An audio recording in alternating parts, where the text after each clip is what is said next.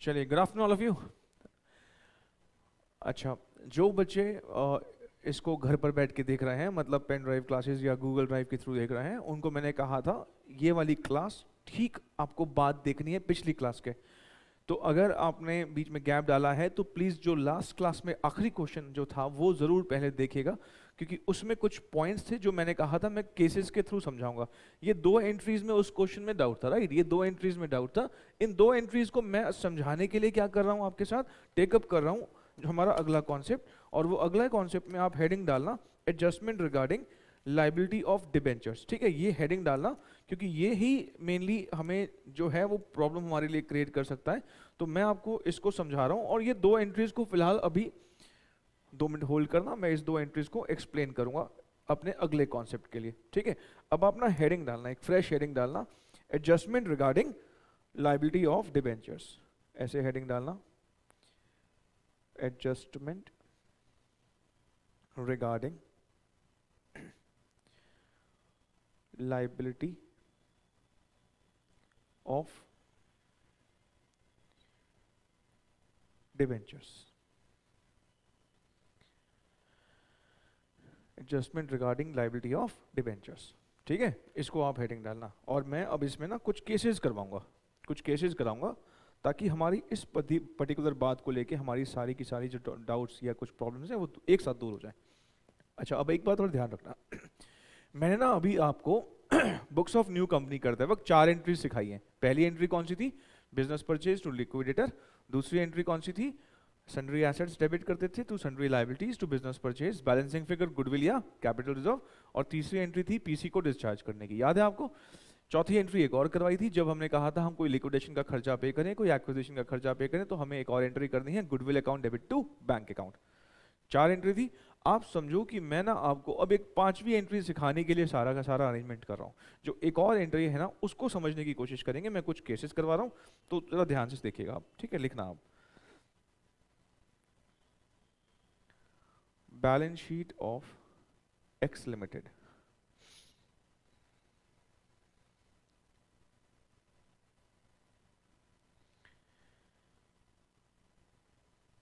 एक 10% debentures, 10% debentures of ₹100 each. कितना हो जाएगा ये? 1 लाख। ठीक है, नीचे लिखता है Y limited takes over X limited. ठीक है, फिर लिखते हैं debentures of X limited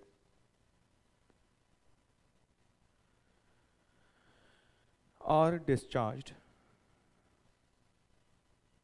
by Y limited eight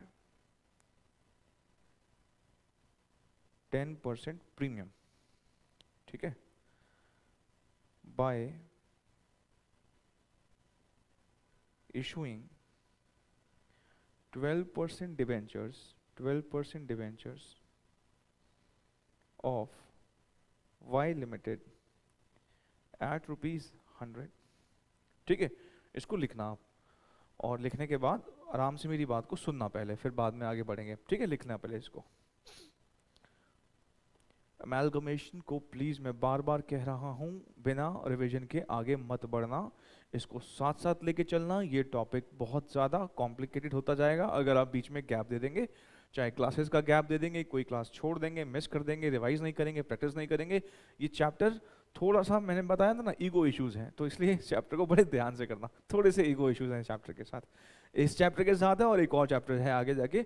बाकी सारे चैप्टर्स ठीक ठाक हैं, थोड़ा कम ईगो है थोड़ा, लेकिन इसमें और एक और टॉपिक हम पढ़ेंगे कंसोलिडेशन या होल्डिंग कंपनी, बहुत ज़बरदस्त वाला ईगो है, इसलिए उनके साथ तो बदतमीजी बिल्कुल भी मत करना। जब मैं कंसोलिडेशन कर रहा हूँ तब भी साथ साथ रिवीजन करते रहना, एक ही अमेलगमेशन कर रहे हैं तब भी साथ साथ रिवाइज करते रहना।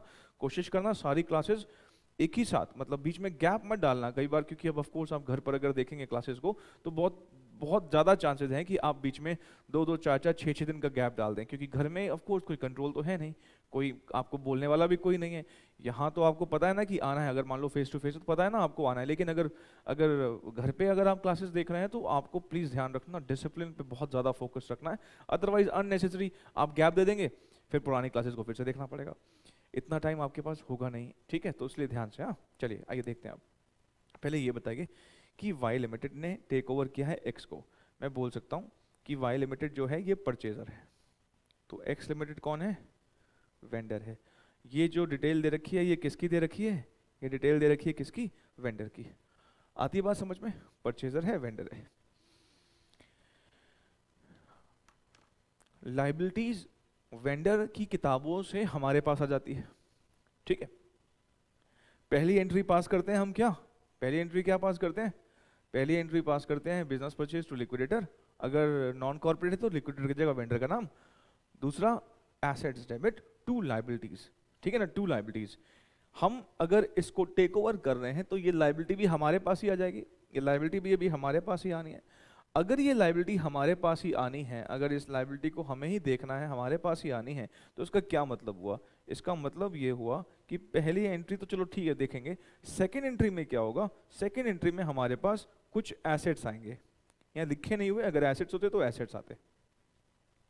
फिर यहाँ पे और लाइबिलिटीज आती, यहाँ पे और लाइबिलिटीज आती, लाइबिलिटीज मान लो डिवेंचर के अलावा और भी लाइबिलिटी आती अदर देन डिवेंचर, ठीक है?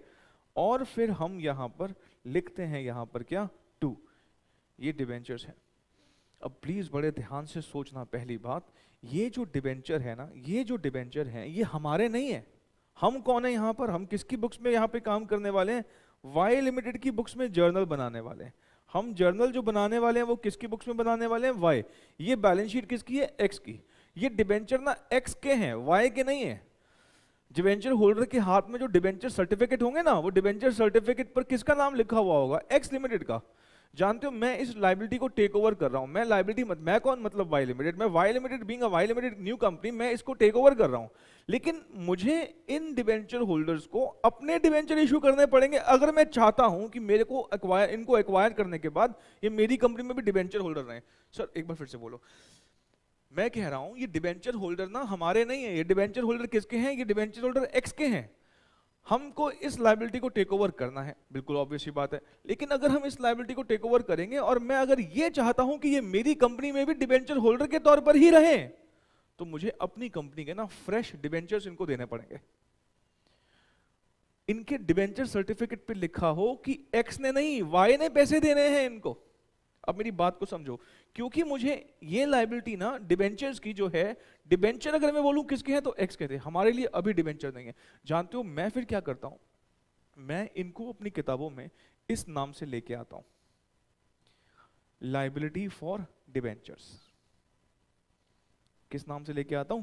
Liability for debenture. अमाउंट अभी बताता हूं कितना, किस नाम से लेके आता हूं? Liability for debentures. जानते हो फिर हम एक थर्ड एंट्री करते हैं, कौन सी वाली? पीसी को डिस्चार्ज करने वाली। फिर हम एक फोर्थ एंट्री करेंगे। फोर्थ एंट्री पता है क्या करेंगे? हम अपनी किताबों में इन डिबेंचर होल्डर्स को डिबेंचर अपने देते हुए दिखाएंगे। लाइबिलिटी फॉर डिबेंचर्स को डेबिट किया, इनको हो सकता है मैं कैश भी दे दूं, इनको हो सकता है मैं शेयर्स भी दे दूं, लेकिन मैं इनको जनरली क्या दूंगा अपनी कंपनी के? मैं इनको अपनी कंपनी के डिबेंचर्स दूंगा। ये होंगे मेरे डिवेंचर्स। पहले तो हम क्या करेंगे? लाइबिलिटी फॉर डिवेंचर के नाम से लेके आएंगे, फिर हम इसको अपनी कंपनी के क्या देंगे? डिवेंचर्स देंगे। आप मेरी बात समझ पा रहे हो? अभी डिवेंचर किसके हैं? हमारे नहीं है, एक्स के हैं। तो मैं इस लाइबिलिटी को टेक ओवर तो कर रहा हूं, बिल्कुल टेक ओवर कर रहा हूं। और मैं जब इस लाइबिलिटी को टेक ओवर करूंगा, मैं अपनी बुक्स में इस लाइबिलिटी को लाइबिलिटी फॉर डिवेंचर के नाम से लेके आऊंगा और बाद में डिवेंचर इशू करके दिखाऊंगा, liability for debentures debit to debentures. ठीक है सर, बात समझ में आई। अब आगे बताओ। अब बड़े ध्यान से, यहां पे बड़ी इंपॉर्टेंट चीजें हैं। ये एक लाइन लिखी है, मैं न्यू कंपनी, पुरानी कंपनी के मालिकों से बोलता हूं कि तुम्हारे डिवेंचर होल्डर को तुमने कितने रुपए देने का वादा किया है, क्योंकि वो रुपए अब मुझे देने हैं। फिर से बोल रहा हूं, मैं नई कंपनी पुरानी कंपनी के मालिकों से पूछता हूं कि तुमने अपने डिवेंचर होल्डर को कितने रुपए देने का वादा किया है, और वो हम देंगे।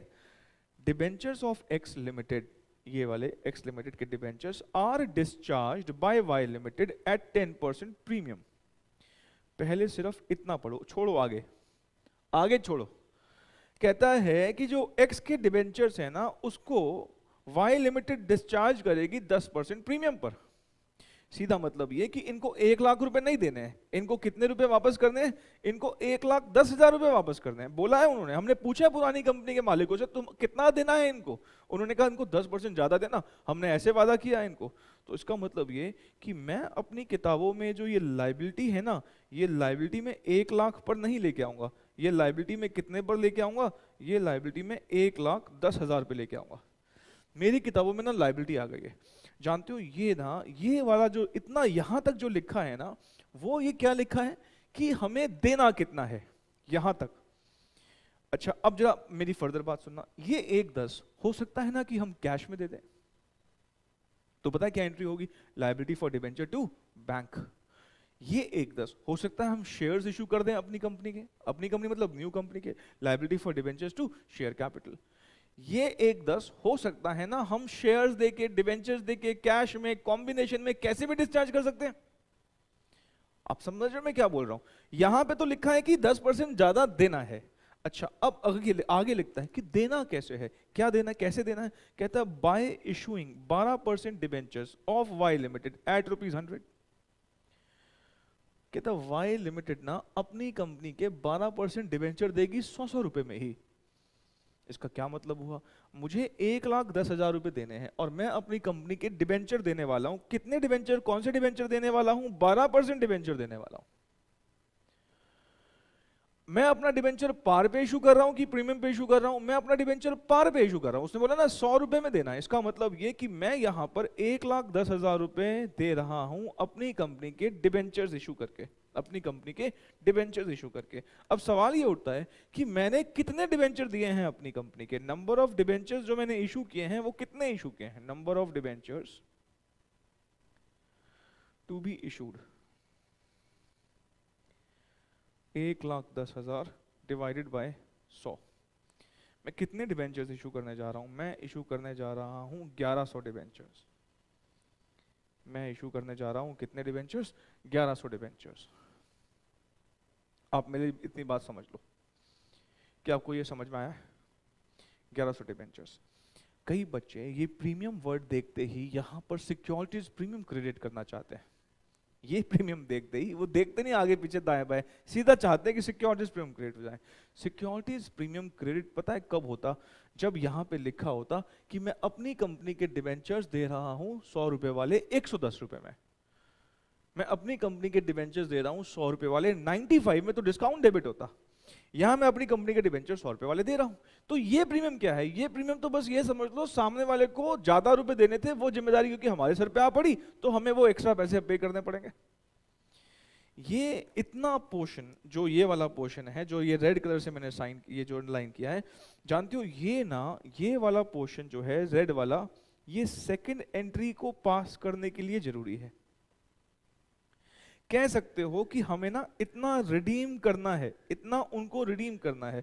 और जो ग्रीन कलर से लिखा है ना, ये समझ लो ये एंट्री नंबर 4 के लिए है, एंट्री नंबर 4 के लिए है। ये बोलता है कि हमें एक्चुअली में क्या इशू करना है। हम तो अपने 100 रुपए के डिबेंचर इशू कर रहे हैं ना, अगर हम 100 वाला 105 का देते, 100 वाला 95 का देते, फिर बात होती है डिस्काउंट या प्रीमियम की। हम तो 100 में दे रहे हैं ना, ये तो क्या है। अच्छा मैं प्रीमियम क्यों दिखाऊं, प्रीमियम रिडेम्पशन तो कौन दिखाएगा, वो तो पुरानी कंपनी दिखाएगी ना, अपनी बुक्स में दिखाने दो उनको जो दिखा रहे हैं। उनकी बुक्स हमने सीखी नहीं है अभी, उनकी बुक्स होती तो हम कुछ देखते क्या करना है। मैं तो न्यू कंपनी कर रहा हूं, मैं तो न्यू कंपनी हूं, मैं अपनी बुक्स में क्यों दिखाऊं प्रीमियम ऑन रिडेम्पशन। मैं तो बस ये बोलूंगा भाई तेरी लायबिलिटी ली है, बता कितने देने हैं, जितने देने हैं मैं तो लिखूंगा ही सीधा उतने के ही। मेरी दिमाग में तो क्या रहेगा, डिबेंचर वो प्रीमियम हो फेस वैल्यू हो, मेरी बला से कोई फर्क नहीं पड़ता। मैं उससे क्या पूछूंगा, भाई इनको देने कितने ये बताओ। तुम डिबेंचर होल्डर मेरे सामने बैठे हो, बताओ इनको कितने दूं, मालिकों से पूछता हूं इनको कितने दूं, कहता है इनको 10% ज्यादा देना। अब वो प्रीमियम ऑन रिडेम्पशन है, फेस वैल्यू वो उसके लिए था, मेरे लिए तो अब प्रिंसिपल यही है, मेरे लिए तो प्रिंसिपल यही है। मुझे तो भाई 1,10 देने हैं उसको, अब ये 1,10 देने हैं, अब चाहे उसमें फेस वैल्यू प्रीमियम, मेरे लिए फेस वैल्यू प्रीमियम नहीं है। प्रीमियम ऑन रिडेम्पशन किसके लिए होगा, उसके लिए होगा। मेरे लिए तो लायबिलिटी 1,10, मेरी किताबों में तो लायबिलिटी आ गई 1,10 रुपए की। देखो मेरी बात को ध्यान से सोचना, उसने 1 लाख रुपए का एसेट जो उसकी बुक में लिखा हुआ था हमें 1,20 में दिया, फायदा किसको हुआ, उसको कि मुझे, उसको, वो फायदा कौन दिखाएगा? वो दिखाएगा। मैं तो अपनी किताबों में एसेट सीधा कितने का दिखाता हूँ? 120 का। मैं थोड़ी प्रॉफिट लॉस दिखाता हूँ। ठीक ऐसे ही है, उसको ज्यादा पे करने हैं तो जो प्रीमियम रिडेम्पशन लॉस है वो दिखाएगा। मैं तो अपनी किताबों में कितना लाइब्रेरी लेके आऊंगा? 110। पीसी निकालते वक्त 110 लिया होगा पक्का, जब पीसी जब भी निकाला होगा तो 110 देखा होगा। आई होप कि आपको बात समझ में आ रही है। तो ये यहाँ पे दो बातें इंपॉर्टेंट है कि हम देना कितना है, ये इतना पोर्शन देने पे देगा था, और ये वाला पोर्शन देना कैसे है, इतना पोर्शन देना कितना है, इसके आगे वाला पोर्शन देना कैसे है। यहाँ पे हो सकता तो लिख दे कि by paying cash, by issuing shares, by issuing debentures at premium, at discount, by issuing shares at premium, by issuing shares at par, by cash, कुछ भी बोल सकता था। इसको नोट कर लो, फिर आगे बढ़े। अगर थोड़ा बहुत अगर लगता भी है, अभी केसेस कराने हैं, डोंट वरी, बहुत केसेस कराएंगे, अभी बात होगी, अभी केस 2 पे चलेंगे अभी हम। जिन बच्चों ने नहीं लिखा है फटाफट से लिख लो, फिर हम केस 2 की तरफ बढ़े। Case 2,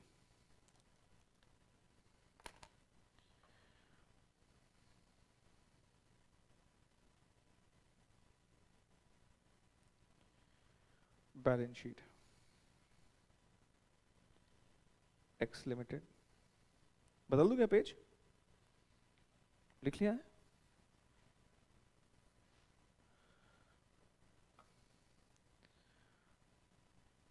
$1000 10% debentures of ₹100 each, 1 lakh.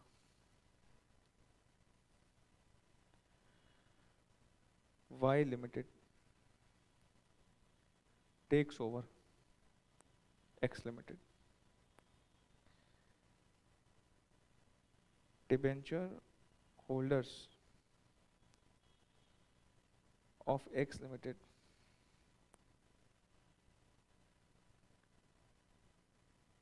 are discharged by Y Limited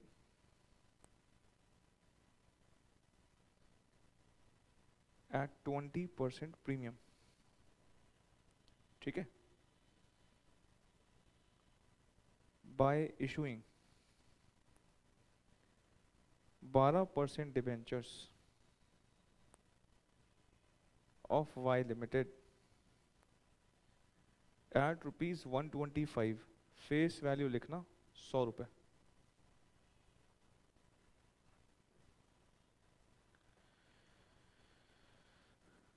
ठीक है जी, वैसा ही कुछ एग्जाम्पल है, थोड़ी बातें हमने बस थोड़ी इसमें ऐड कर दी, माइनस कर दी, ठीक है ना, मतलब ऐड माइनस तो क्या, मॉडिफाई कर दी थोड़ी सी बातें। एग्जाम्पल तो वैसा ही कुछ है। चलो मुझे बताओ, पहले मैं पूछ रहा हूँ, किससे पूछ रहा हूँ? मैं पुरानी कंपनी के शेयर होल्डर से पूछ रहा हूँ, भाई तुम्हारे शेयर होल्डर को कितने रुपए दे दें? मालिकों से पूछ रहा हूँ, उनसे पूछ रहा हूँ, तुम बीइंग मालिक भाई कितने रुपए देने का वादा कर रखा है तुमने इनको? उन्होंने कहा भाई हमने ना 20% प्रीमियम पे देने का वादा किया है। ये वाला जो सारा हिस्सा है, ये जो सारा हिस्सा है, ये किस काम आएगा? ये एंट्री नंबर 2 के काम आएगा कि मेरी बुक्स में लायबिलिटी आएगी कितने से। मेरी बुक्स में लायबिलिटी कितने से आएगी? 1,20% ज्यादा, मतलब मैं अपनी किताबों में लायबिलिटी लाऊं ही कितने की? 1,20। अगला सवाल ये उठता है कि ये 1,20 देने कैसे हैं? ये 1,20 देने कैसे हैं? ये 1,20 देने हैं 125 रुपए में। मतलब मैं अपना डिबेंचर ना 100 रुपए का नहीं लगा रहा हूं, मैं अपना डिबेंचर कितने रुपए का लगा रहा हूं? 125 रुपए का लगा रहा हूं।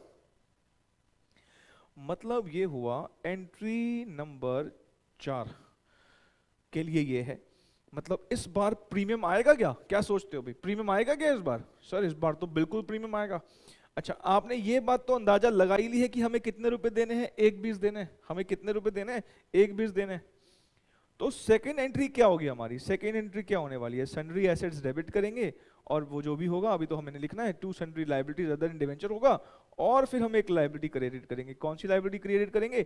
लायबिलिटी फॉर डिवेंचर्स के नाम से, 1,20,000। अब देख रहे हो मेरी किताबों में ना लायबिलिटी आई 1,20 से रही है।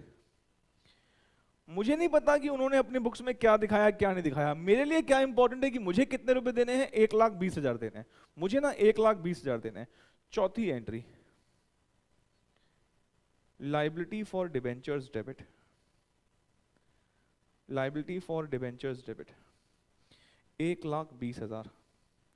अब ना मैं ना अपनी कंपनी के ना डिबेंचर्स इशू कर रहा हूँ, 12% डिबेंचर्स इशू कर रहा हूँ, और मुझे साफ साफ दिख रहा है कि मैं कितने पर इशू कर रहा हूँ, मैं प्रीमियम पर इशू कर रहा हूँ। मुझे साफ साफ दिख रहा है कि मैं कैसे इशू कर रहा हूँ, मैं प्रीमियम पे इशू कर रहा हूँ। इशू कर रहा हूँ डिबेंचर, ये तो मुझे पता ही है, और साथ में ये भी पता लग रहा है कि मैं कैसे इशू कर रहा हूँ, मैं अपने डिबेंचर्स को प्रीमियम पे इशू कर रहा हूँ।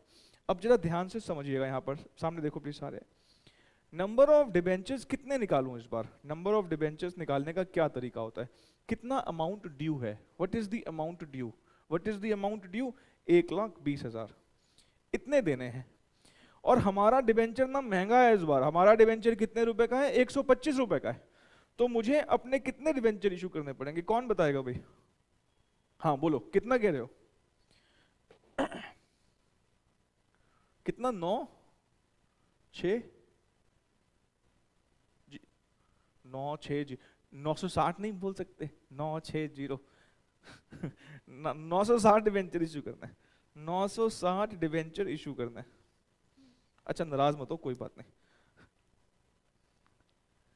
Amount due, this is what amount due, and this is what issue price, this is issue price, amount due issue price.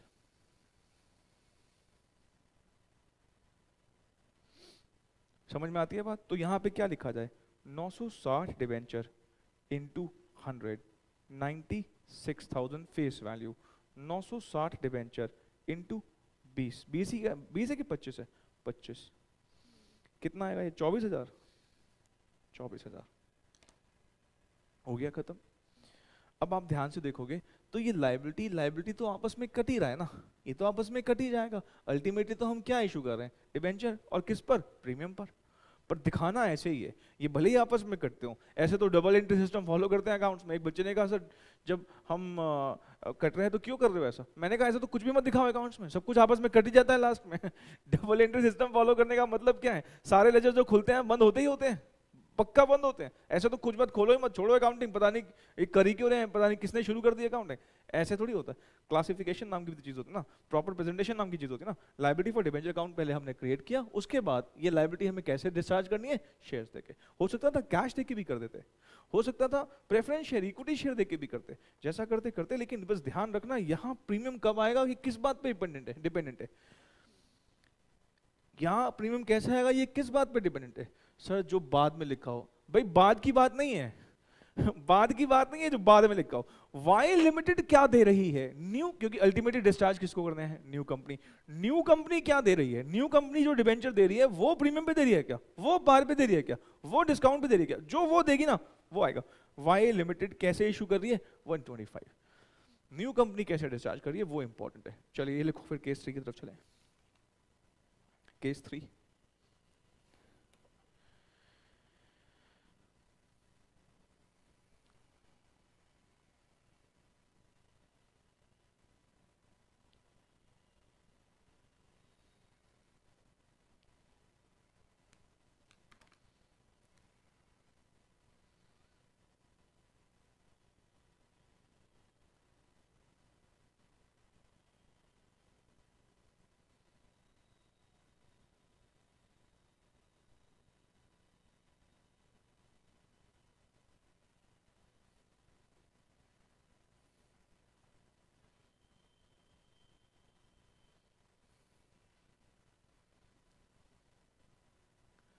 suppose in case 2, debenture holders of X Limited are discharged by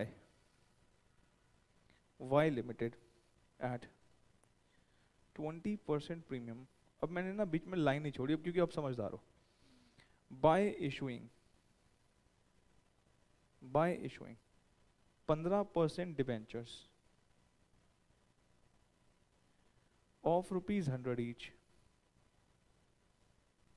at ₹96।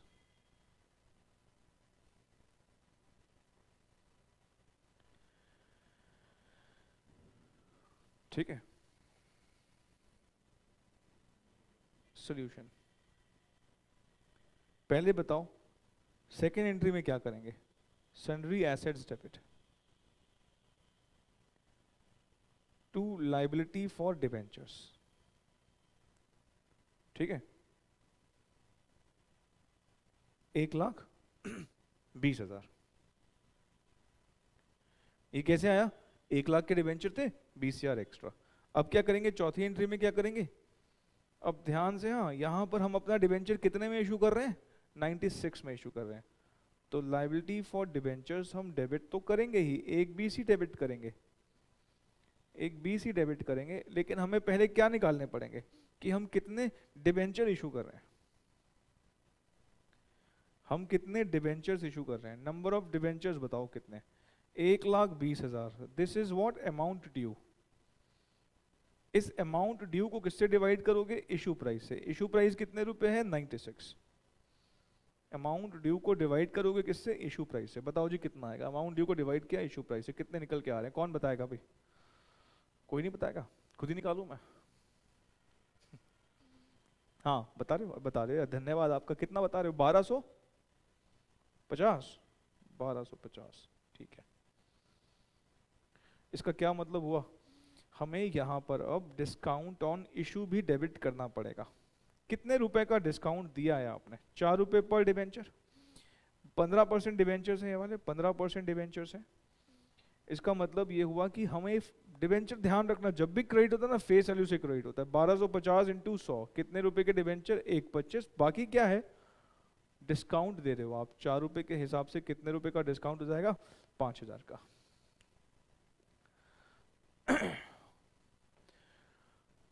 भाई बड़े ध्यान से देखना मेरी बात को, ये समझना कि हमारे लिए ना क्या इंपॉर्टेंट है। हमारे लिए इंपॉर्टेंट है कि हम जो डिबेंचर दे रहे हैं वो हम कैसे इशू कर रहे हैं। देखो पहले देना कितना है? देना कितना है? 120। हम क्या दे रहे हैं? हम क्या दे रहे हैं? हम दे रहे हैं अपनी कंपनी के 1250 डिबेंचर्स। 1250 डिबेंचर किस पे इशू कर रहे हैं? डिस्काउंट पे इशू कर रहे हैं। ये कैसे आया 1250? जितना अमाउंट ड्यू होता है, देना कितना है? देखो जितना क्रेडिट हुआ है डेबिट भी उतना ही होगा। देना कितना है? 1,20। हम कितने में इशू करें? 96। तो इसलिए हमें थोड़े डिबेंचर ज्यादा देने पड़ेंगे। हमने कितने डिबेंचर दिए हैं? 1250 डिबेंचर दिए। 1250 डिबेंचर हम दे रहे हैं तो इसका मतलब फेस वैल्यू 125 है। हम 1,20 दे रहे हैं, लेकिन दे रहे हैं डिबेंचर 1,25 के। मतलब सामने वालों को हमने क्या दिया है? हमने थोड़ा सा डिस्काउंट दिया। डिस्काउंट डेबिट होना है कि क्रेडिट होना है? और डिस्काउंट डेबिट होना है कि नहीं होना है? प्रीमियम क्रेडिट होना है कि नहीं होना है? ये किस पे डिपेंडेंट है? इशू क्या हो रहा है और कौन इशू कर रहा है? New company.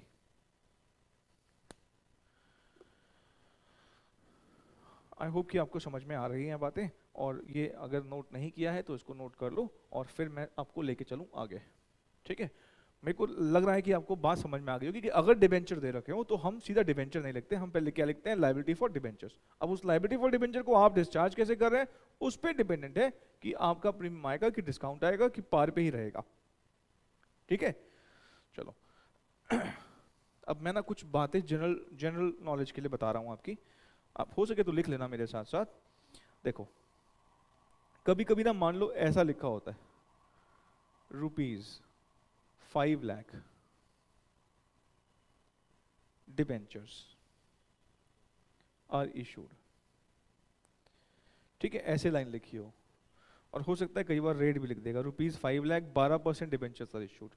आप हमेशा ध्यान रखना जब भी डिबेंचर वर्ड लिखा हो और उसके आगे कोई रुपीस लिखा हो तो वो ना हमेशा और हमेशा ना फेस वैल्यू होती है। This 5 lakh is what? This 5 lakh is face value. ये क्या है? ये फेस वैल्यू है। आओ मैं आपको एक और बात बताता हूँ, एक और चीज से इसको बोलता हूँ। मान लो ऐसा लिखा हो, ₹3 lakh 15% debentures of ₹100 each are issued at ₹96। ऐसे लिखा हुआ हो, ये पता होना चाहिए ना आपको। डिबेंचर के आगे कभी रुपीस में अमाउंट लगा हो तो ये क्या है? इसको क्या माना जाए? फिर से ये क्या है? This is face value. ये क्या है? Face value. अच्छा, ये 100 रुपए क्या है बता सकते हो आप? ये 100 रुपए भी क्या है? Face value. और ये 96 क्या है? This 96 is issue price. Issue price मतलब क्या होता है? कितने में इशू कर रहा है। मान लो आपको नंबर ऑफ डिबेंचर निकालने हो कि कितने नंबर ऑफ डिबेंचर इशू कर रहे हैं, तो आप क्या बोलोगे? सर नंबर ऑफ डिबेंचर्स जो हम इशू कर रहे हैं वो हम क्या बोलेंगे? हमेशा हम बोलेंगे सर 3 लाख रुपए के डिबेंचर हैं क्योंकि ये फेस वैल्यू है तो डिवाइड भी किससे करूंगा, फेस वैल्यू से ही निकालने के लिए। तो कितने नंबर ऑफ डिबेंचर इशू कर रहे हैं हम, 3000 डिबेंचर इशू कर रहे हैं। ठीक है, ये बात आपको थोड़ी सी पता होनी चाहिए ताकि आगे कभी ऐसे फिगर्स आए तो मैं आपको बता सकूं। मैं बस ये कह रहा हूं कि अगर कभी डिबेंचर के आगे कोई रुपीस में अमाउंट लिखा हुआ हो तो उसे जनरली वो क्या होता है, वो फेस वैल्यू होता है। और ये कितने रुपए का शेयर है, 100 रुपए का, तो 100 रुपए का शेयर है, इसका मतलब ये भी ये भी तो फेस वैल्यू है क्योंकि 96 तो इशू प्राइस दे रखा है। तो नंबर ऑफ डिबेंचर कैसे निकालूं, ये भी फेस वैल्यू है, ये भी फेस वैल्यू। फेस वैल्यू को किससे डिवाइड करे, फेस, पता ना डिवीजन का एक रूल होता है कि ऊपर वाले का मतलब न्यूमरेटर का और डिनोमिनेटर का बेस सेम होना चाहिए। तो ये भी फेस वैल्यू, तो नीचे भी क्या होना चाहिए, फेस वैल्यू। और क्या निकल आएंगे, नंबर ऑफ डिबेंचर्स। ठीक है, ठीक है सर। अब एक और बात मेरी सुनेंगे आप। इन तीनों के तीनों केसेस में एक बात ऑब्जर्व करना कि लायबिलिटी फॉर डिबेंचर्स जितना डेबिट उतना क्रेडिट, जितना डेबिट उतना क्रेडिट, जितना हमने डेबिट किया है उतना ही क्रेडिट करेंगे। अब एक और भी बात ध्यान रखना, इन तीनों के तीनों क्वेश्चंस केसेस में हमने डिबेंचर नई कंपनी कितने इशू कर रही है निकाला है। यहां निकाला है, यहां भी हमने नंबर ऑफ डिबेंचर्स कितने इशू किए हैं निकाले हैं, पीछे भी निकाले थे। हो सकता है कि वो सीधे ही बोल दे कि नई कंपनी इतने डिबेंचर इशू कर रही है। अच्छा, अगर मैं कहूं कि सपोज वो बता दे कि सीधा बोल दे कि 960 डिबेंचर इशू कर रही है, तो फिर तो निकालने की नीड ही नहीं है। लेकिन वो ये नहीं बताया कि कितने रुपए देने हैं उनको। जैसे यहां पे क्या बोला था उसने, देखो क्या क्या सबसे पहले क्या बोला था कि उसको कितने रुपए देने हैं, 20% ज्यादा देने हैं। इसकी मदद से हमने नंबर ऑफ डिबेंचर निकाला। मान लो मैं आपको कहता हूं कि मैं आपको नंबर ऑफ डिबेंचर दे दूं, मैं आपको ये भी बता दूं मैं कितने में दे रहा हूं, तो ये मल्टीप्लाई करके 960 दे दूं और 125 का लगा रहा हूं ये दे दूं, तो 960 और 125 को मल्टीप्लाई करके ये आ जाएगा। अच्छा, अब वो ये नहीं देगा, वो सीधे बताएगा कि मैं कितने डिबेंचर दे रहा हूं। नई कंपनी कितने डिबेंचर दे रही है वो खुद ही बता दे, तो बात ही खत्म हो जाएगी ना फिर तो। ध्यान से सोचें, नई कंपनी कितने डिबेंचर दे रही है, वो बता ही दे, सीधे सीधे बता दे, तो बात ही खत्म हो जाएगी। फिर तो कोई इशू है ही नहीं, कोई भी इशू नहीं है उसमें। तो चलो मैं ऐसा करता हूं, आपको ना इस पर भी एक केस कराता हूं तो समझ में आ जाएगी बात, बिना ऐसे बोले। ये नोट कर लिया ना आप, ये बड़ा, ये ध्यान रखना, ये बड़ी इंपॉर्टेंट चीज है, बच्चे गलती कर जाते हैं इसमें।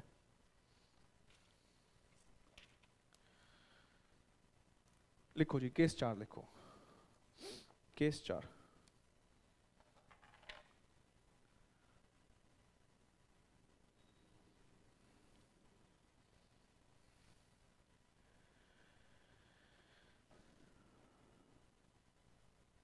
X limited balance sheet,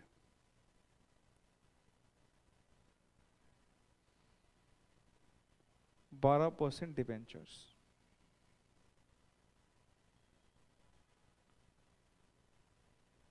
100 each,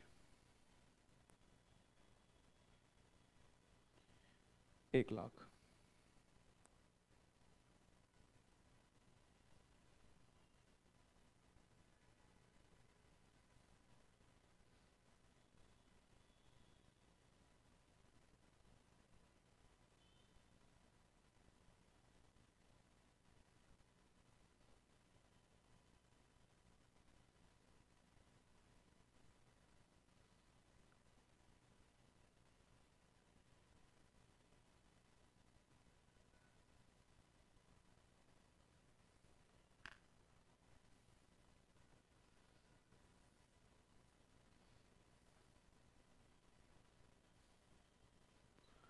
अरे एक गलती रह गई यहाँ पर, यहाँ वाई लिखना प्लीज, ये वाई दे रही ना डिबेंचर, तो ये एक्स नहीं वाई लिखना, वाई लिमिटेड। ठीक है, चलो अब सुनो, फिर से सुनो, फर्दर सुनो। अब ना हमें कितने डिबेंचर इशू करने हैं वो खुद ही बता दिया। कहता वाई लिमिटेड ना अपने 1000 डिबेंचर इशू कर रही है, एक डिबेंचर कितने में दे रही है, 105 में। सीधी बात बोलूं तो देखो, बड़े ध्यान से पहले ऑब्जर्व, लिखना बाद में, आप चलो छोड़ दो, आप सेकंड एंट्री करते हैं और फोर्थ एंट्री करते हैं। ठीक है, आप मुझे बताओ, ये तो उसने क्लियर कर ही दिया ना कि हम क्या दे रहे हैं, हम 13% डिबेंचर्स दे रहे हैं। और क्योंकि प्रीमियम पे दे रहे हैं तो क्या क्रेडिट हो जाएगा, सिक्योरिटीज प्रीमियम। 1000 डिबेंचर का फेस वैल्यू कितने रुपए है, 1 लाख रुपए। 1000 डिबेंचर का प्रीमियम कितने रुपए हो जाएगा, 5000 रुपए। आप सोचो ना, मैं सामने वाले को अपनी कंपनी के ना 1,05,000 की डिबेंचर दे रहा हूं। अगर मैं सामने वाले को अपनी कंपनी के 1,05,000 के डिबेंचर दे रहा हूं, तो उसका क्या मतलब है, सामने वाले को कितने रुपए देने होंगे, 1,5 ही तो देने होंगे। जब आप अपनी कंपनी के 1,5 के डिबेंचर दे रहे हो, देखो पीछे क्वेश्चन देखो ना, आपने कितने डिबेंचर कितने दिए, 960 डिबेंचर दिए। अपनी कंपनी का डिबेंचर कितने रुपए का है, 125 का। 960 इंटू 125 120 तो होता है ना। यहां पर आपने अपनी कितने कंपनी के 1250 डिबेंचर दिए। एक डिबेंचर आपका कितने का, 96 का। 1250 इंटू 96 कितना होता है, 120 ही तो होता है ना। मैं आपको बोल रहा हूं भाई कि मैं अपनी कंपनी के ना इस बार डिबेंचर निकालने की नीड ही नहीं है। पिछली बार क्या था, कितने देने हैं और कितने में एक डिबेंचर देना है, ये दो बातें दे रखी थी। तो आपने क्या निकाल दिया था, number of debentures, amount due, issue price. Amount due को डिवाइड किया, इशू प्राइस से नंबर ऑफ डिबेंचर आ गया। इस बार ना अमाउंट ड्यू नहीं दिया। इस बार ऐसा कहां लिखा है कि कितने % प्रीमियम पे देना है, कुछ नहीं लिखा। लेकिन ये तो बता दिया कि मेरे को देना क्या है।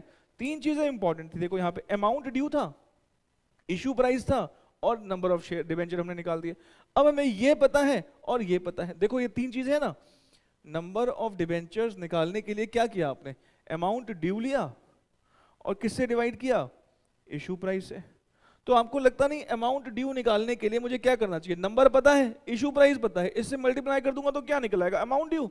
तो सीधी सीधी बात है कि मैं अगर डिबेंचर अपने 1000 दे रहा हूं, हमारा डिबेंचर 105 रुपए का है, इसका क्या मतलब हुआ कि मुझे सामने वाले को कितने रुपए के डिबेंचर देने हों, कितने रुपए की हमारी लायबिलिटी होगी कि मैं ऐसा कर रहा हूं। हमारी लायबिलिटी 1,05,000 रुपए की है।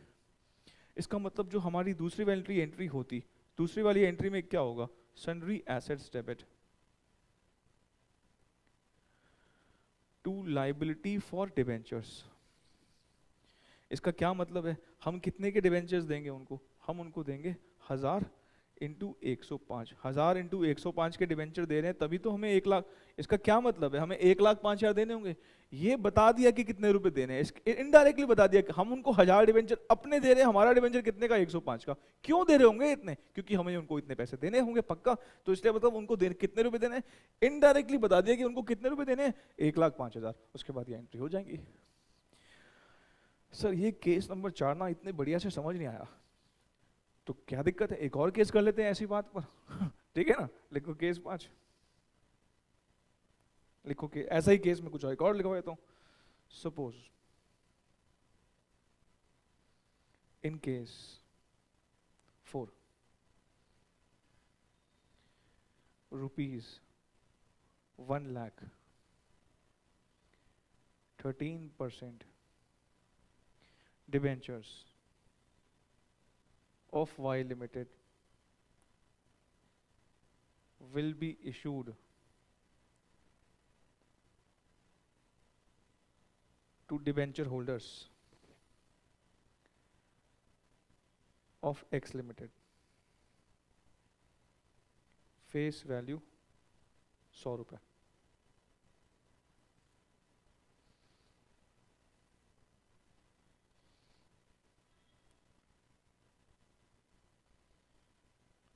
Debentures of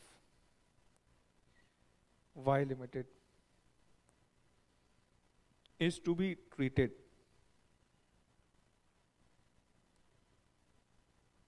of a worth of ₹96। पहले इसको समझ लो, पढ़ लो, फिर मैं बात करता हूं इसके ऊपर, ठीक है। देख लो पहले इसको आप।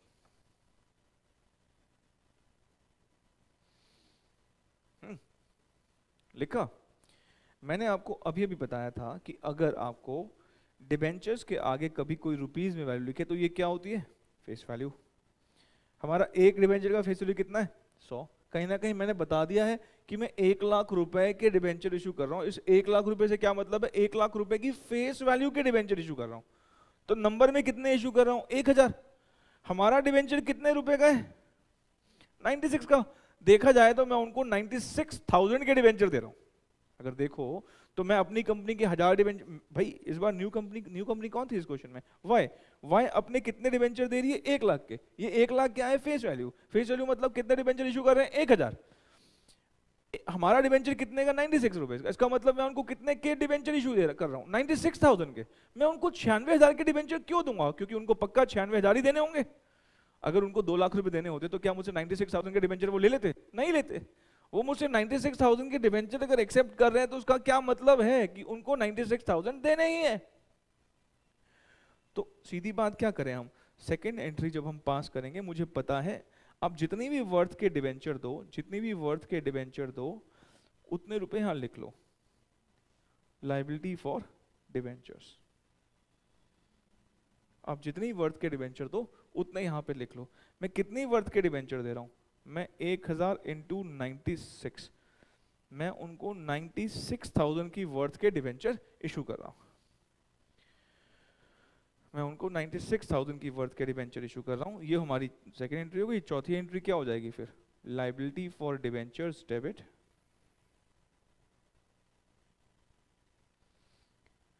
96,000 डिस्काउंट ऑन इशू 1000 इंटू 4, 1000 ही तो हुए ना, 4000। और ध्यान रहे हमेशा डिबेंचर्स जब भी क्रेडिट या डेबिट होते हैं ना, डिबेंचर्स मैं बात करूं तो हमेशा फेस वैल्यू से होते हैं। 1000 डिबेंचर का फेस वैल्यू कितने बोल, अब उसने तो बोला तो है ही ना कि हम 1 लाख रुपए के डिबेंचर इशू कर रहे हैं, फेस वैल्यू तो 1 लाख ही है, लेकिन देने कितने होंगे? जब हमारा डिबेंचर 96 का है तो उसका मतलब उनको देने कितने रुपए हैं? 96,000 रुपीज, 96,000 रुपीज देने हैं, ठीक है ना। और हमारे डिबेंचर की फेस वैल्यू कितनी है? 1 लाख रुपए। इसका मतलब हम कितने पे इशू कर रहे हैं? डिस्काउंट पे इशू कर रहे हैं, 4 रुपए। नंबर ऑफ डिबेंचर दे ही रखे ना उसने आपको। आई होप कि आपको ये बात समझ में आ गई होगी। आपको फिर से एक बार मैं फिर से बता देता हूँ। पहले 3 केसेस में ना बात डिफरेंट थी। फर्स्ट 3 केसेस में देखो, फर्स्ट 3 केसेस में क्या हो रहा था, मैं यहाँ पे थोड़ा सा आपको क्लेरिफाई कर देता हूँ। फर्स्ट 3 केसेस में क्या हो रहा था कि हमें अपनी कंपनी के कितने डिबेंचर इशू करने हैं ये बात ना बताई नहीं थी। तो हमें क्या बताया था? लेकिन ये बताया था कितने रुपए देने हैं, ये बताया था कितने रुपए देने हैं। मतलब हमें ना अमाउंट ड्यू दे रखा था, अमाउंट ड्यू दे रखा था, इशू प्राइस हमें दे रखा तो हमने ना नंबर निकाल दिया। इस बार पता है क्या है? नंबर ऑफ डिबेंचर दे रखे हैं, जैसे इसमें कितने थे? 1000। इशू प्राइस भी दे रखा है, नंबर ऑफ डिबेंचर्स कितने इशू करने हैं और इशू प्राइस कितना है, ये दोनों बातें बता रखी हैं। तो अमाउंट ड्यू निकल आएगा ना कि कितने रुपए देने हैं उनको। अमाउंट ड्यू सेकंड एंट्री में यूज होता है और फोर्थ एंट्री में यूज होता है। तो ये हमने निकाल लिया, किसकी मदद से? नंबर ऑफ डिबेंचर की मदद से, और दूसरा किसकी मदद से? इशू प्राइस की मदद से। ये हमारे कुछ केसेस थे डिबेंचर को लेकर। अब जरा पिछली क्लास का जो क्वेश्चन था जो हमने किया था और मैंने उसके बाद ही ये केसेस कराए थे, मैंने कहा अब वहां मैं बताऊंगा, अब अगली बार मैं बताऊंगा कि क्यों हमने ऐसे यहाँ पर प्रीमियम क्रेडिट नहीं किया। आओ एक बार जरा चेक कर लेते हैं कौन सा नंबर क्वेश्चन था, बताओ जरा कितना था? 26 नंबर था। आइए 26 नंबर देख लेते हैं और वो एक बार निकाल भी ले। इसको नोट कर रहे हो? कोई कर रहे नोट? चलो नोट कर लो पहले, कोई बात नहीं, करो नोट कर लो पहले।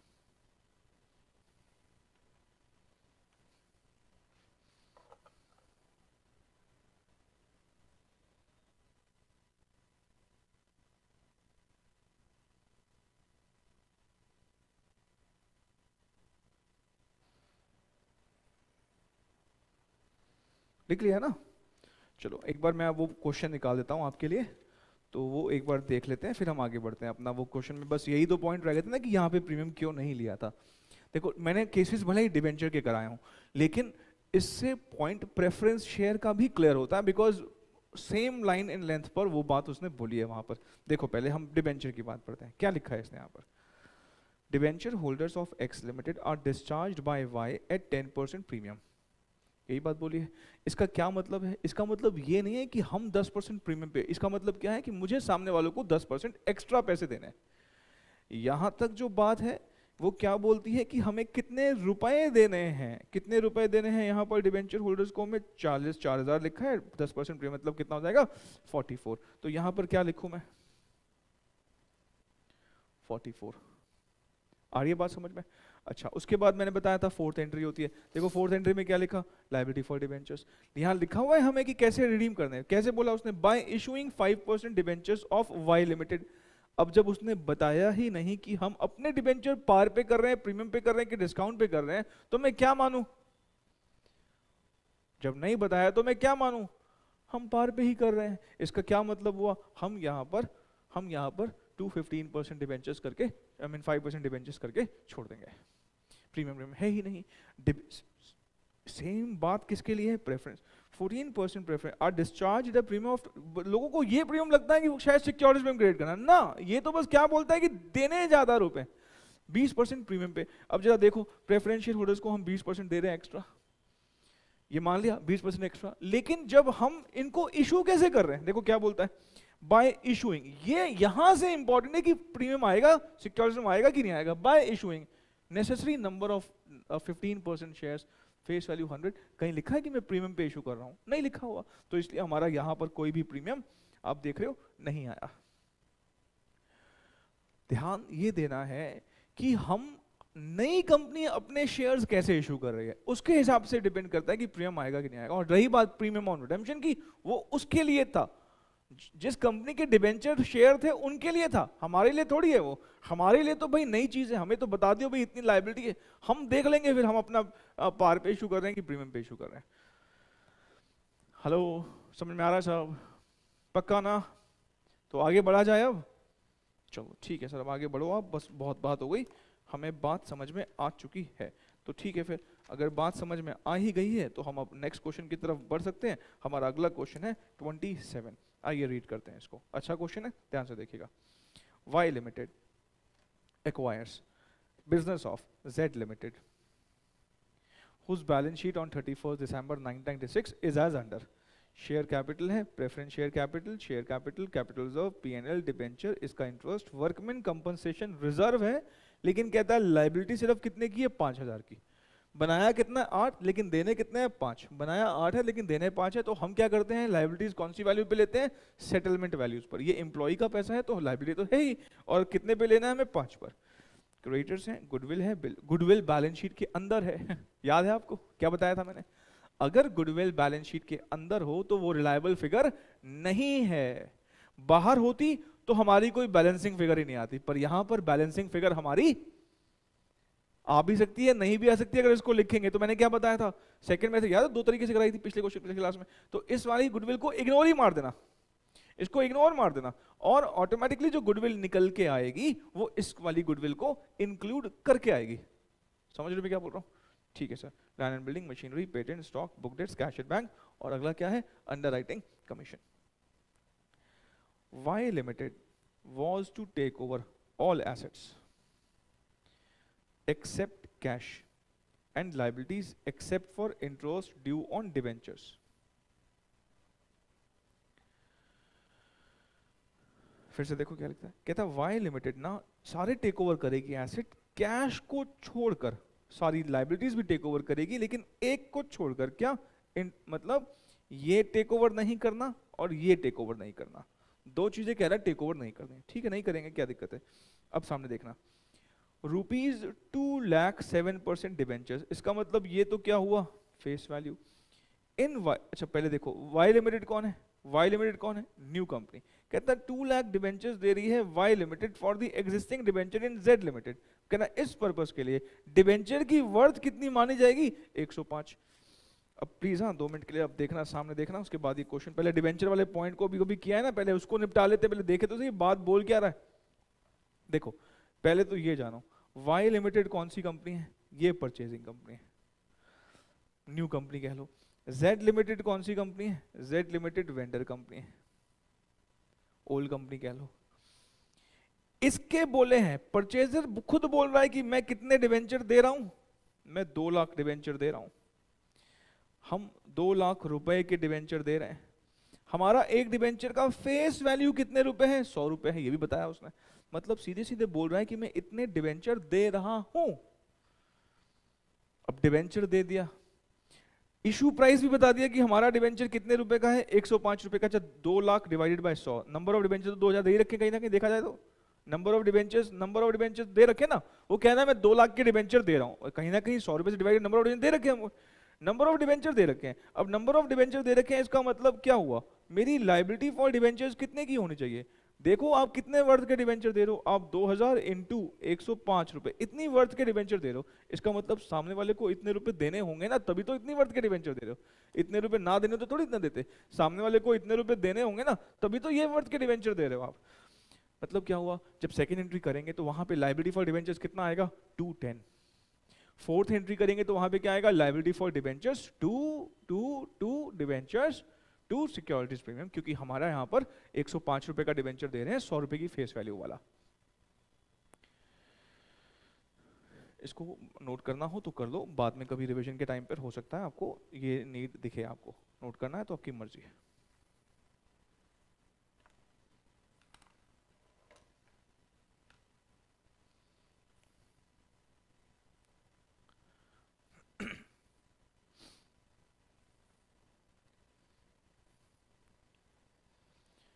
ठीक है, ये तो अभी हम क्वेश्चन हमने स्टार्ट नहीं किया, अभी तो हमने सिर्फ इतना ही देखा। चलो आइए, इसको लिखने की ऐसा जरूरत, देख लो लिखना है तो लिख लो, मैं अभी सामने रखा आपके, लिख लो, लिखना है तो कोई प्रॉब्लम ही नहीं है।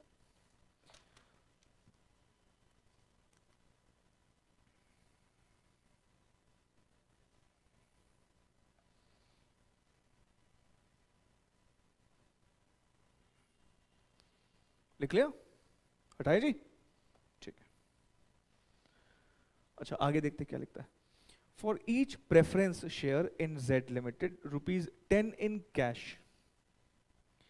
एंड 1 प्रेफरेंस शेयर, देखो ध्यान से ना, फॉर ईच मतलब हर एक प्रेफरेंस शेयर के बदले 10 रुपए कैश में देने हैं और एक प्रेफरेंस शेयर देना है, मतलब प्रेफरेंस शेयर वालों को क्या पे करना है, दिया हुआ है। फॉर ईच इक्विटी शेयर 20 रुपए कैश में देने हैं और 1 इक्विटी शेयर, मतलब इसको भी कितना कैश में देना है और क्या इक्विटी कितना, स्वैप रेशियो कितना हुआ 1:1, यहां भी स्वैप रेशियो कितना हुआ 1:1। मतलब सीधी सीधी ये है, हमारे इस क्वेश्चन में मालिक कितने हैं, हमारे इस क्वेश्चन में 2 मालिक हैं, प्रेफरेंस और इक्विटी। इन दोनों की पेमेंट्स का इंतजाम यहाँ पर किया हुआ है। उसके बाद हमसे बोलता है कोई लिक्विडेशन के खर्चे वर्चे हैं, ये हम देखते हैं। अच्छा ध्यान से, नीचे कुछ एसेट्स की मार्केट वैल्यू भी दी हुई है। अच्छा पीसी कौन से मेथड से निकालोगे, प्लीज सारे पीसी कौन से मेथड से निकालोगे, सर वो तो पेमेंट मेथड से निकलेगा, क्यों, पेमेंट्स गिवन है। लेकिन ध्यान है ना, सेकंड एंट्री में सारे एसेट्स लेके आते हैं, और कौन सी वैल्यूज पे लेके आएंगे, बोलो। अरे यार बिल्कुल ना, कभी कभी तो ऐसा लगता है कि पता नहीं, जैसे मैं अकेला ही पढ़ा लूं यहाँ पर। हाँ पार्टिसिपेट करो ना यार, कभी कभी पता नहीं क्या, कभी कभी तो ऐसा लगता है जैसे सपोज बोझ उतारने के लिए आ गए क्लास में, हंस रहे। कभी कभी लगता है बड़े खुशी से आए हो, कभी कभी ऐसा लगता है कि जैसे आपका जाने का मन ही नहीं है, लगता है अकाउंट्स पढ़ते जाओ पढ़ते जाओ पढ़ते ही चले जाओ। मेरे को जबरदस्ती भगाना पड़ता है कि बस अब जाओ, अब कल आना। और कभी कभी लगता है कि मैं ही क्यों आ गया यहाँ पर। हाँ ठीक है, ऐसे मत फील कराओ ना, आओ जरा देखें आगे।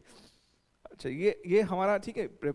अच्छा मैं क्या कह रहा था, सेकंड एंट्री में क्या चाहिए होता है, सारे एसेट्स हम कैसे टेक ओवर करते हैं सारे एसेट्स को अपनी बुक्स में, मार्केट वैल्यूज पर, बुक वैल्यूज पे नहीं, मार्केट वैल्यू। तो कुछ एसेट्स की मार्केट वैल्यू दे रखी है हमारी बुक्स में, इस वैल्यू पर आएगा। तो हम अब एक एक करके क्या करते हैं, पहले तो अपना मेन काम, मैंने आपको बताया था पीसी तो समझ लो निकालनी ही पड़ेगी हर केस में। Calculation of purchase consideration,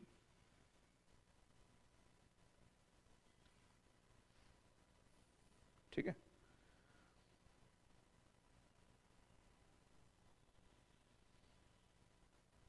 payment to preference share holders,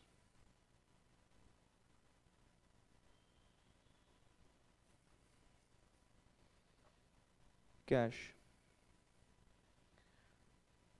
4000 preference shares हैं, 10 रुपए के कैश के हिसाब से कितने रुपए देने हैं, 40,000, और इनको देने हैं प्रेफरेंस शेयर्स देने हैं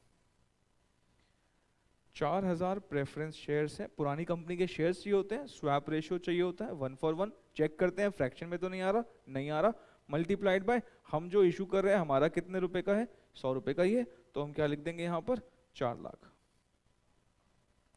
ठीक है जी। Payment to equity shareholders, payment to equity shareholders, इनको देना है कैश 8000 इंटू 20 रुपए पर शेयर का कैश देना है, तो कितना कैश हो गया, 1,60,000, और इक्विटी शेयर्स देने हैं, 8,000 इक्विटी शेयर्स हैं। ये पता ना कैसे आ रहा है 8,000 4,000, देख लो भाई, कुछ बच्चों को दिक्कत हो रही है। ये शेयर 100 रुपए के हैं ना, तो इसको डिवाइड करोगे 100 से और इसको डिवाइड करोगे 100। ये पुरानी कंपनी है, जेड लिमिटेड का बिजनेस खरीद रहे हैं ना हम, तो जेड पुरानी कंपनी के शेयर होल्डर, और स्वैप रेशियो इसका भी कितना है 1:1, और मार्केट प्राइस इसका दे रखा है जो नई कंपनी इशू कर 140 रुपए। कितने रुपए आएंगे बताओ? ये तो हम लोगों ने खुद भी निकाल लिया होगा, प्रैक्टिस तो हो रही है। तो पीसी के तो आपको भाई, पीसी का तो एक्सपर्ट बना दिया आपको मैंने। 11-20। कई बच्चों ने तो घर के बाहर लिखवा भी दिया होगा, हमारे यहाँ पीसी निकाली जाती है। घर के बाहर बोर्ड लगवा देते ना, परचेज कंसिडरेशन। टोटल बताओ कितना रहा? 11-20 और कितना कह रहे हो? 17,20,000। ठीक है जी। Working note number 1। पीसी आ गया भाई, पीसी खत्म, पीसी निकल आया। अब 2 मिनट के लिए ध्यान से देखो, पहले इसने मांगा क्या है। He is asked for balance sheet. That means in this question we will pass journal entries in the form of working note. ध्यान से, बैलेंस शीट मांगी है। बैलेंस शीट किसकी मदद से बनती है? हम जनरली अमेलगमेशन में किसकी मदद से मंगवाते हैं? जर्नल की मदद से। आप चाहो तो बिना जर्नल की बैलेंस शीट बनाना चाहो बना लो, कोई दिक्कत ही नहीं है, कोई कुछ नहीं बोलेगा आपको, बट उसमें गलतियों के बहुत बहुत ज्यादा चांसेस हैं। तो हम ऐसा करते हैं, हम ना वर्किंग नोट में जर्नल भी बनाते हैं, क्योंकि जर्नल की मदद से ही बैलेंस शीट बनाना आसान रहता है। इन द बुक्स ऑफ, क्या भाई बुक्स का क्या नाम लिखे? In the books of Y limited journal, पहली एंट्री,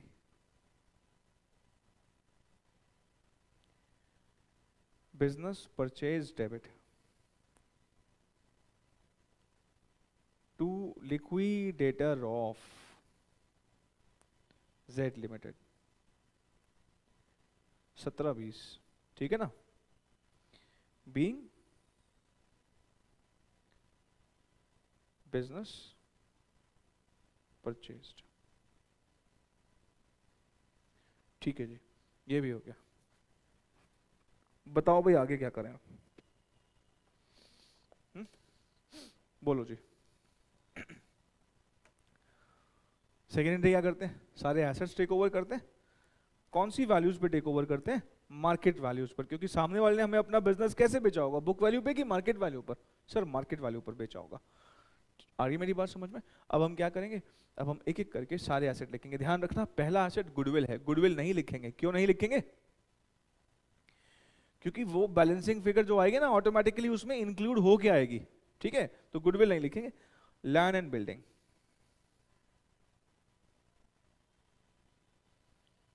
ये है 5.5 लाख रुपए की। प्लांट एंड मशीनरी,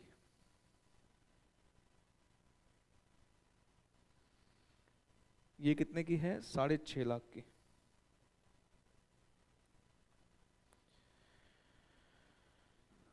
पेटेंट्स 20,000 के। उसके बाद है स्टॉक 1.5 लाख का। उसके बाद है बुक डेट्स। बुक डेट्स किसका दूसरा नाम? वेरी गुड, डेटर्स का 180। उसके बाद कैश एट बैंक। कोई मत बोलना, कुछ बोलो ही मत, तुम तो हद ही करते हो यार। पता नहीं क्या क्या किससे नाराज होके बैठे हो आज। साफ मत बताना मैं कोई गलती भी करूं तो, ठीक है? मैं जानबूझ के लिखा ये। कैश एट बैंक नहीं लेना है हमको। क्यों नहीं लेना हमें? बोलो। क्योंकि सर उसने लिखा था कि वाई लिमिटेड सारे एसेट्स टेक ओवर करेगी, लेकिन क्या छोड़कर? कैश को छोड़कर। छोड़ दिया, कैश नहीं लिया। अंडरराइटिंग कमीशन लेते हैं क्या? सर कचरा तो हम टेक ओवर वैसे भी नहीं करते, वो तो कचरा है। Preliminary expenses, discount issue, underwriting commission, fictitious asset नहीं लेते हैं।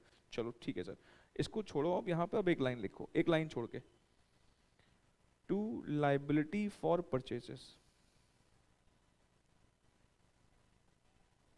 टू लाइबिलिटी फॉर परचेजेस, थोड़ी डिवेंचर्स, सॉरी क्या लिखवा दिया, टू लाइबिलिटी फॉर डिवेंचर्स। अब हमें पता है कि हम कितने डिवेंचर इशू कर रहे हैं। उसने बताया था ना कि 2 लाख रुपए के हमारा एक डिवेंचर 100 रुपए का, तो हमें बता देना कितने डिवेंचर इशू कर रहे हैं हम, 2000। हम कितने डिवेंचर इशू कर रहे हैं, 2000 डिवेंचर इशू कर रहे हैं, और हमारा एक डिवेंचर जो है वो कितने रुपए का है, 105 रुपए का। इसका मतलब सामने वाले को कितने रुपए देने होंगे, पक्का 210। भाई मैं अपने 2000 डिवेंचर दे रहा हूँ, मेरा एक डिवेंचर ना 105 रुपए का, इसका क्या मतलब समझो, मैं सामने वाले को कितने रुपए देने हैं, 2,10,000 रुपए देने हैं। 2 वर्कमैन कंपनसेशन, ये कितने रुपए की, ये कितना लूं, 5,000। 5,000 क्यों लिया सर, आपने ना इंटरेस्ट ऑन डिवेंचर छोड़ दिया। कौन बोला मुझे इंटरेस्ट, क्या करूं मैं, हाँ क्या बोला आपने, इंटरेस्ट ऑन, आगे बात समझ में क्यों छोड़ा, कह रहे इंटरेस्ट ऑन डिवेंचर छोड़ दिया सर आपने। मैंने छोड़ा या क्वेश्चन ने बोला छोड़ने के लिए। यही छोटी छोटी गलतियां एग्जाम में अननेसेसरी, पता है सेकंड एंट्री कितनी इंपॉर्टेंट है। सारी एंट्रीज के नंबर ना इक्वल नहीं है। आप कहीं सोचो कि बस पहली एंट्री पास कर दें, या 4 एंट्रीज का क्वेश्चन है तो 4 नंबर का तो 1 नंबर नहीं मिलेगा, 1 नंबर 4 नंबर का क्वेश्चन, वैसे 4 नंबर का क्वेश्चन आता नहीं। मान लो 5 एंट्रीज पास करनी है और 5 नंबर का ही क्वेश्चन हो, और सिर्फ एंट्रीज पास करनी हो, हर एक एंट्री का 1 नंबर नहीं होगा, मान के चलो हर एक एंट्री का 1 नंबर नहीं होगा। और ये जो सेकेंड एंट्री है ना, मैं 5 में से कहता हूं इसके कम से कम 2 से 3 नंबर तो इसी एंट्री के होंगे। इसमें एक छोटी सी गड़बड़, बस गए 3 नंबर। पहली एंट्री अगर तुमने ठीक भी कर दी ना, और बाकी की 4 एंट्री गलत है ना, या 2 एंट्री भी ठीक कर दी, 1 नंबर से ज्यादा नहीं मिलेगा। अगर मान लो कोई आसान सी 2 एंट्री ठीक करी है तो सर वो बहुत बहुत बहुत है, कह रहे बहुत है, बहुत नहीं है सर। 5 में से 2 1 नंबर अगर मिलेगा हर क्वेश्चन में तो 20% मार्क्स होते हैं। बस थोड़ा सोच समझ के बोलो, ठीक है। ये यहाँ पे कौन सी वैल्यू लेते हैं हम, सेटलमेंट वैल्यू। सेटलमेंट वैल्यू कितना है, 5। इंटरेस्ट क्यों नहीं लिया, क्वेश्चन ने मना किया है, ठीक है। आगे चलो, टू क्रेडिटर्स, कितने के क्रेडिटर्स हैं, 1,20,000। टू बिजनेस परचेज, कितने का पीसी निकाला था, 17,20,000। being assets and liabilities taken over, being assets and liabilities taken over, 17,20, ठीक है जी। अब बताओ गुडविल कितना आ रहा है, गुडविल ही आ रहा होगा शायद इसमें ना, कितना गुडविल आ रहा है बताना। सब कुछ तो हमने लिख लिया ना, कुछ रह तो नहीं गया। कितना बता रहे हो गुडविल, हाँ 5,05,000 बैलेंसिंग फिगर।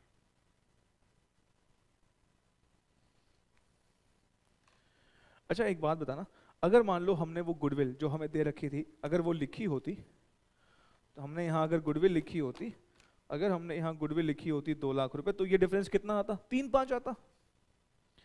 फिर भी गुडविल तो 5-5 ही होती ना, 2 लाख आपने अलग से लिखी होती, 2 लाख ये 3,05,000 ये लिखी होती, तो फिर भी आने तो 5,05,000 ही थी ना।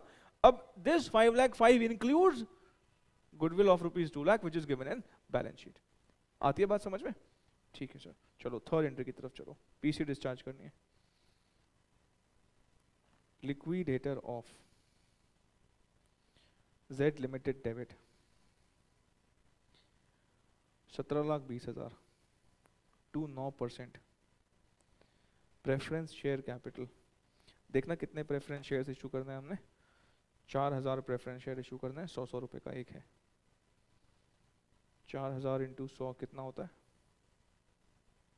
4 lakh. To equity share capital 8,000 into 100 8 lakh. ये 100 क्यों लिखा सर, बिकॉज 40 रुपए क्या है प्रीमियम, 140 का दिया था ना हमने, 3,20,000 का क्या हो जाएगा प्रीमियम। ये प्लीज मत लिखना, भूलना, ये बार बार मैं बोल चुका हूँ, कई बार बोल चुका हूँ, ये लिखना नहीं भूलना आपने। और आपने पीसी में क्या दिया है, आपने पीसी में दिया है कैश।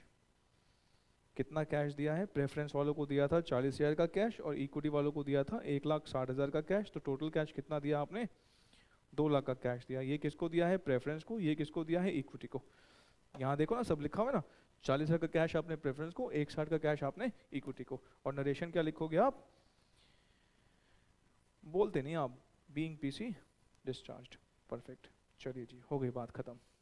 इसके बाद आती है चौथी एंट्री। चौथी एंट्री हमेशा किसकी याद रखना, आपसे फिक्स कर लो, कहीं कुछ लिखा नहीं है लेकिन फिक्स कर लेते हैं हम, क्योंकि बार बार हमें रेफरेंस देना पड़ेगा ना। चौथी एंट्री किसकी है, liability for debentures. Liability for debentures को डेबिट कर दिया।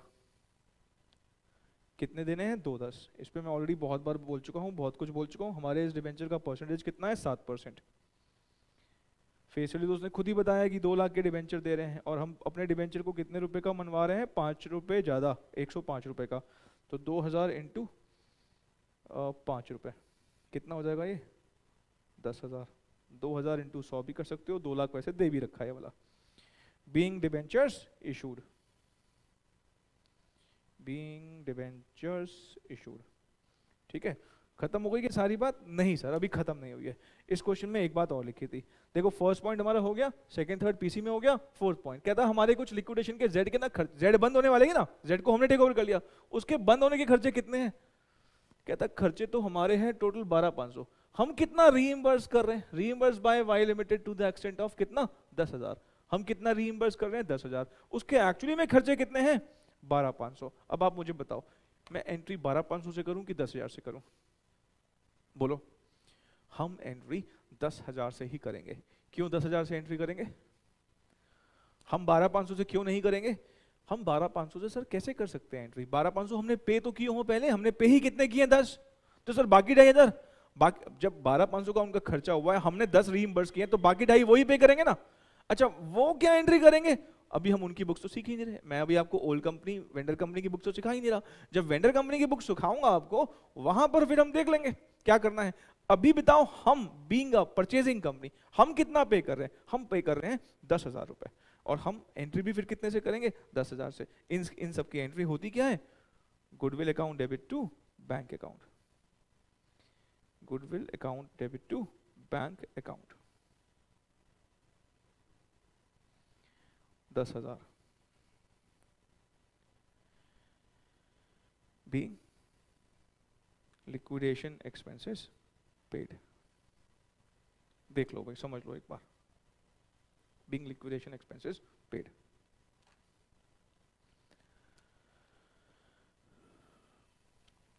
ठीक है, सारी एंट्रीज हो गई हमारी। मैंने अभी तक यही सिखाई है आपको, 5 एंट्री सिखाई है, 5 हो गई यहाँ पर।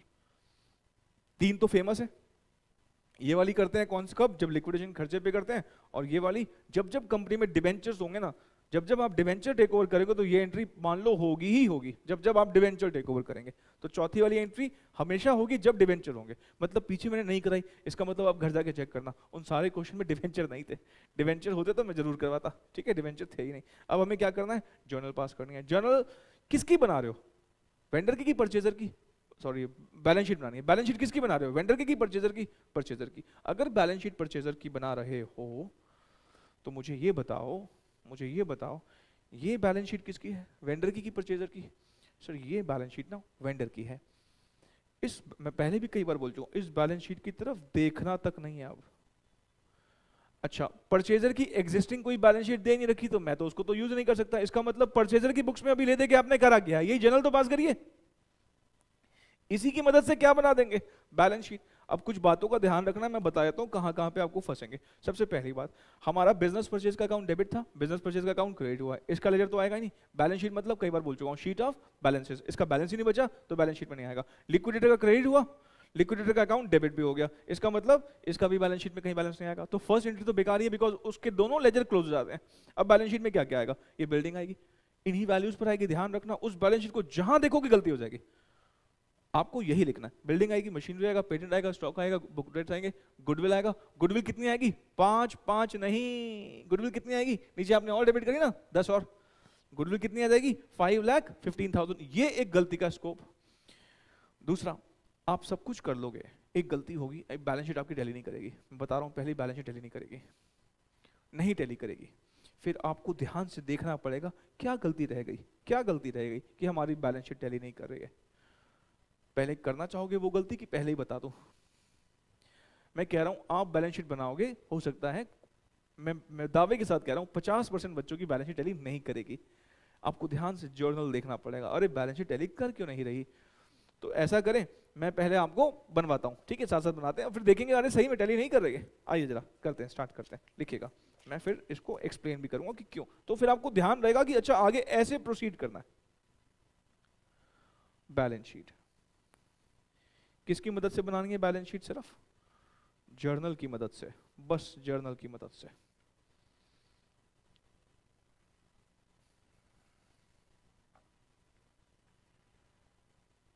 Equity and liabilities,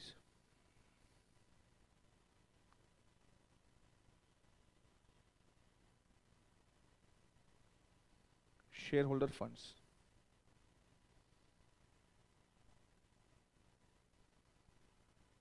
share capital,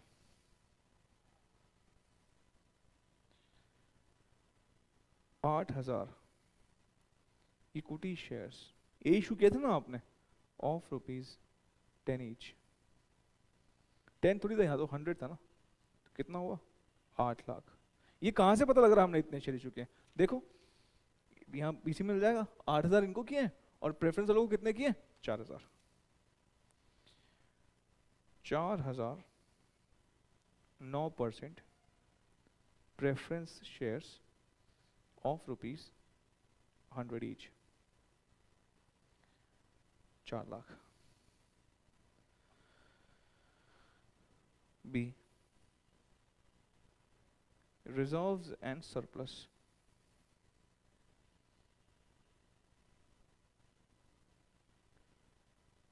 securities premium, ठीक है, ये तो हमें पता ही ना हमें कितना हुआ, कितने का सिक्योरिटी प्रीमियम था हमारे पास।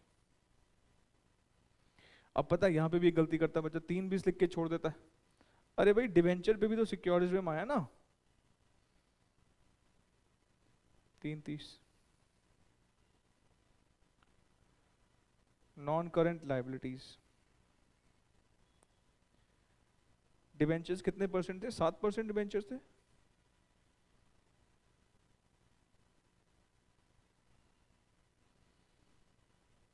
$2 लाख।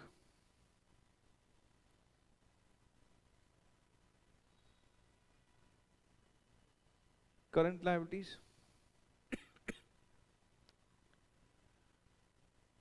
एक तो वर्कमैन कंपनसेशन की लायबिलिटी आपने टेक ओवर करी है, कितने की लायबिलिटी टेक ओवर करी थी? 5,000 की। और आपने क्रेडिटर्स की लायबिलिटी टेक ओवर करी है, कितनी लायबिलिटी टेक ओवर करी थी? 1,20,000। मैं आपको बोलूंगा यहाँ ना अभी 1-2 लाइन छोड़ना, बताओ, मैं क्योंकि बताना एक गलती होती है बच्चों से, आप 1-2 लाइन छोड़ना। Asset side, non current assets, ये लायबिलिटीज कहाँ लिखी हैं? देखो ये लायबिलिटीज आपने टेक ओवर करी ना, यहाँ पर लायबिलिटी फॉर डिबेंचर का अकाउंट तो क्लोज हो गया, यहाँ पे क्रेडिट किया, यहाँ पे डेबिट किया, बचने का सर लायबिलिटी फॉर डिबेंचर का अकाउंट नहीं आया, यहाँ क्रेडिट किया, यहाँ डेबिट किया, खत्म हो गया, इसलिए वो तो नहीं आएगा। चलो नॉन करंट एसेट्स पर आओ। लैंड एंड बिल्डिंग कितने की है? अपनी जर्नल देखना, 550 की डेबिट करिए। प्लांट एंड मशीनरी बताओ, 650। पेटेंट बताओ, 20,000। गुडविल बताओ, 5 प्लस, ये भी एक और स्कोप है गलती का, 10,000। ठीक है, कितना हो जाएगा ये? 5,15,000। करंट एसेट्स,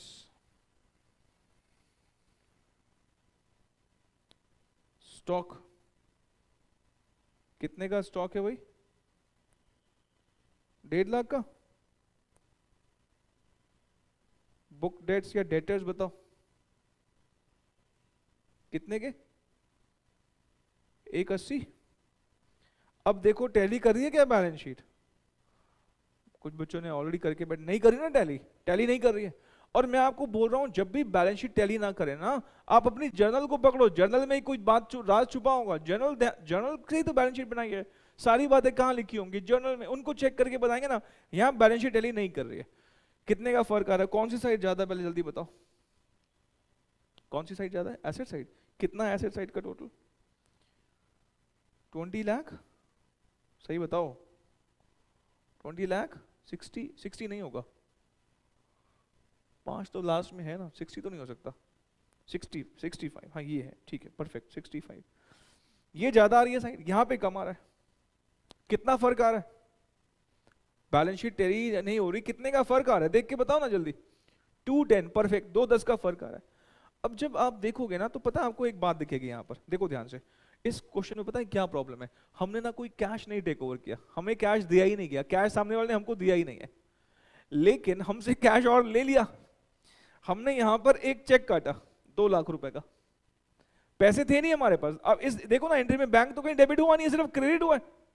अच्छा यहां पे एक चेक और काट दिया 10,000 का, यहां पे भी, यहां पे एक पैसा दिया, यहां पर एक पैसा दिया, और आपने देखो ना आपने कहीं बैंक तो दिखाया ही नहीं, सारे ledger balance, land and building देखो, लैंड एंड बिल्डिंग दिखाई, मशीनरी दिखाई, पेटेंट दिखाई, स्टॉक दिखाया, सब कुछ दिखाया, गुडविल दिखाई, लायबिलिटी फॉर डिबेंचर तो कैंसिल हो गया, ये दिखाया, बिजनेस परचेज कैंसिल हो गया, सब दिखाया, लेकिन बैंक की तो कहीं बात ही नहीं करी ना आपने। और बैंक कहीं डेबिट तो हुआ नहीं भाई, बैंक डेबिट हुआ होता तो जितना आया होता आपको दिख जाता फटाफट, इतना आया, इतना गया, इतना पड़ा है, लेकिन बैंक आया तो नहीं, लेकिन 2 बार दे दिया। इसका मतलब जीरो था ही नहीं कुछ, -2 लाख, -10, ये तो -210 हो गया, -210 हो गया। अगर बैंक बैलेंस नेगेटिव हो जाता है तो उसको क्या बोलते हैं? क्या बोलते हैं उसको? Bank overdraft. क्या बोलते हैं? Bank overdraft. और बैंक ओवरड्राफ्ट लायबिलिटी होता है कि एसेट होता है? सर अब इतना तो पता होगा आपको। हाँ मुझे पता है, आपको पता है कि नहीं बताओ? लायबिलिटी होता है कि एसेट होता है? सर वो तो लायबिलिटी होता है। इसका मतलब यहां पर हमें बैंक ओवरड्राफ्ट दिखाना पड़ेगा, बिकॉज बिना पैसों के आप पेमेंट कर रहे हो। बिना पैसों के पेमेंट तो तभी हो सकता है जब बैंक वालों ने आपको उधारी दे रखी हो। बैंक ओवरड्राफ्ट एक उधारी तो है। 210 ये लिखते ही आपकी बैलेंस शीट अब पक्का टैली कर रही होगी। और अब जैसे कि बच्चे कह रहे थे फर्क सिर्फ इतने का ही था, फर्क सिर्फ इतने का ही था, तो मैं अब यहाँ पर लिख सकता हूँ कि हमारा ये टोटल कितना है, 20,65,000 का। ठीक है, ये लो जी, एक बार ये देख लो, मैच वैच कर लो, अगर कोई डाउट है तो मुझसे पूछ लो, और डाउट नहीं है तो फिर हम आगे बढ़ें। इसको नोट कर लो, आगे बढ़ें कि ना बढ़ें देखता हूँ मैं, फिर इसको नोट करो। ठीक है,